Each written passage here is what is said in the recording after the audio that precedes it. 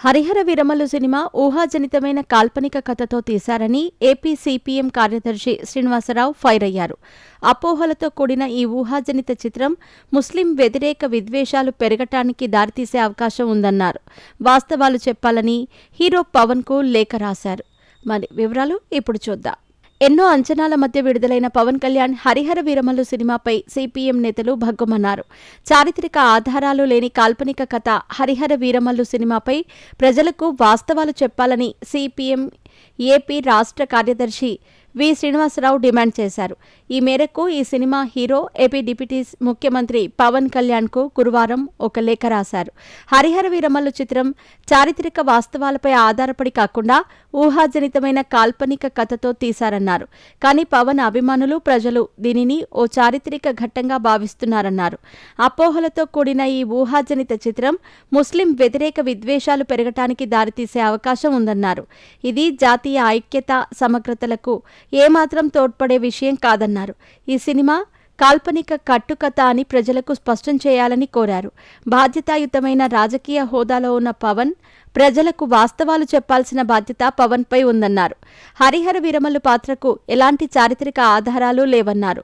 మొఘల్ సామ్రాజ్యం, కోహినూర్ వజ్రం లాంటి వాస్తవాలకు కట్టుకథలను జోడించటం వల్ల ప్రజలకు చరిత్రపై అపోహలు ఏర్పడతాయన్నారు.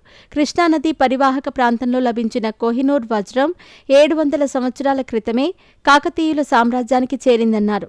ఆ తర్వాత ఢిల్లీ సుల్తానులకు, వారి నుండి మొఘల్ చక్రవర్తులకు, వారి నుండి నాదిర్ షాకు, వారి నుండి ఆఫ్ఘనిస్తాన్ రాజులకు, ఇక వారి నుండి పంజాబ్ సిక్కు రాజుకు, అక్కడి నుండి బ్రిటిష్ వారికి అది లభించిందని వివరించారు. బ్రిటిష్ వారు దానిని దొంగతనంగా లండన్ తరలించారన్నారు.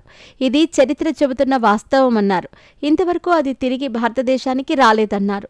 అయితే సినిమాలో బ్రిటిష్ వారి పాత్ర గురించి మీరు ఎలాంటి ప్రస్తావన చేయకపోవటం దురదృష్టకరమన్నారు.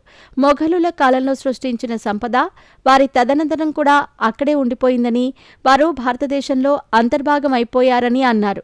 కానీ బ్రిటిష్ వాళ్ల కాలంలో సృష్టించిన మన సంపద తరలిపోయిందన్నారు.